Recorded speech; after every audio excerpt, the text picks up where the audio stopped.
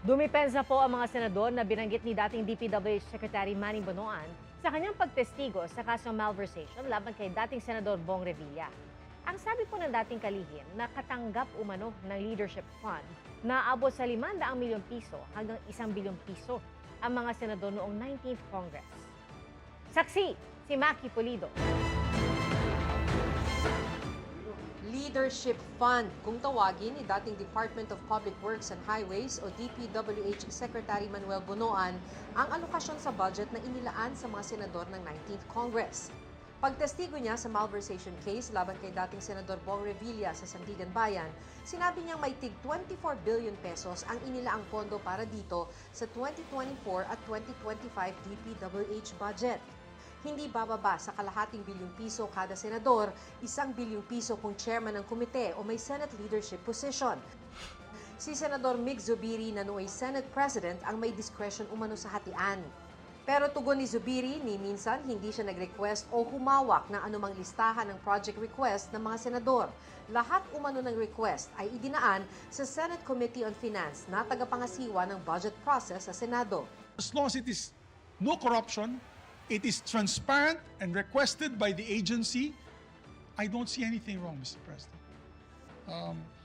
So again, I reiterate that there is nothing wrong with institutional amendments for as long as projects are properly implemented, that they are neither ghost projects nor substandard.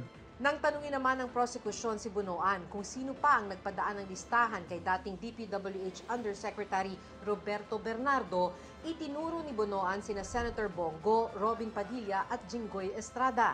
Natanong din si Bonoan ng mahistrado kung may nagpasalamat ba sa mga nagpalista ng proyekto. Maliban daw kay Revilla, nagpasalamat rin daw si Senator Amy Marcos. Sabi naman ng senadora, hindi niya alam kung anong sinasabi ni Bonoan, pero lagi raw siyang nagpapasalamat sa mga ahensyang nagdadala ng proyekto sa kanyang probinsya. Kababayan ko si Secretary Bonoan, hindi ko alam kung anong pasasalamat ang tinutukoy dyan. Nagpapasalamat rin naman ako kay Secretary Gatchalian, dati Secretary Herbosa.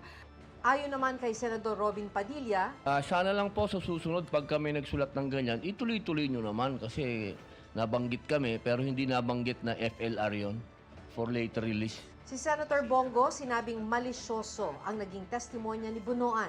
Sigurado po ako na wala naman tayong ipinasang listahan kay Yusek Bernardo. Sa anumang listahan na yan, pakiklaro lang po na napakaraming listahan talaga ng proyekto na dapat aksyonan ng DPWH sa ngayon.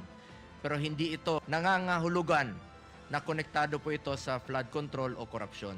So bago lagyan ng kulay ang pagbanggit ng pangalan ko ni Senator Robin sa kanyang testimonya, bigyan sana ng tamang konteksto.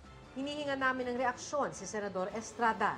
Ako si Maki Pulido, ang inyong saksi.